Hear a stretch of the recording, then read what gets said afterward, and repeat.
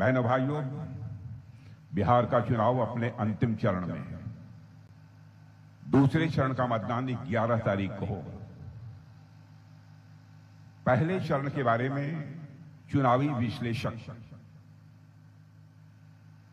चुनाव के मामलों के जो जानकार माने जाते हैं, उन लोगों का कहना है कि बिहार में जैसी रुझान देखने को मिल रही है, उस रुझान को देखते हुए यदि यह कहा जाए कि एनडीए यहां पर 2/3 बहुमत से सरकार बनाने जा रही है, तो यह कहना भी अतिशयोक्तिपूर्ण नहीं होगा। बहनों भाइयों, पिछले 1.5-2 दशक से एनडीए की सरकार को काम करते हुए आपने देखा है, श्री नीतीश कुमार जी के नेतृत्व में। उसके पहले की भी सरकार को, यानी आरजेडी की सरकार को लालू जी के नेतृत्व में काम करते हुए देखा है। मैं समझता हूं अंतर क्या है, यह बताने के लिए लंबा भाषण करने की कोई जरूरत नहीं है। स्वतः लोग महसूस कर रहे हैं कि दोनों के बीच अंतर क्या है। हमारे जैसा व्यक्ति यदि विचार करता है तो इस नतीजे पर पहुंचता है, ठीक है, विकास नहीं हुआ, नीतीश जी के समय हुआ। सबसे बड़ी बात मैं किसी राजनेता के जीवन की यह मानता हूं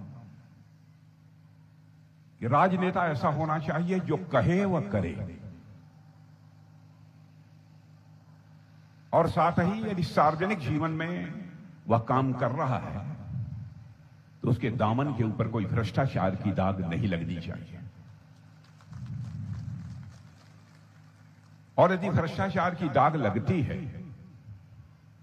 तो सारे शर्म और हया को छोड़कर राजनीति नहीं करनी चाहिए,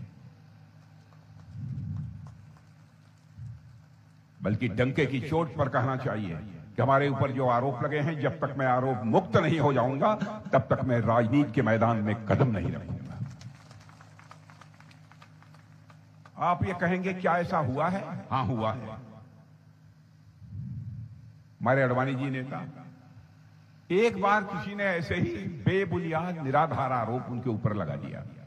लोग समझाते रहे, अडवाणी जी दुखी मत होइए। उन्होंने कहा नहीं, राजनेता का भी एक अपना धर्म होता है। मैं संसद की सदस्यता से त्यागपत्र देता हूं और जब तक आरोप मुक्त नहीं हो जाऊंगा भारत की संसद में मैं कदम नहीं रखूंगा।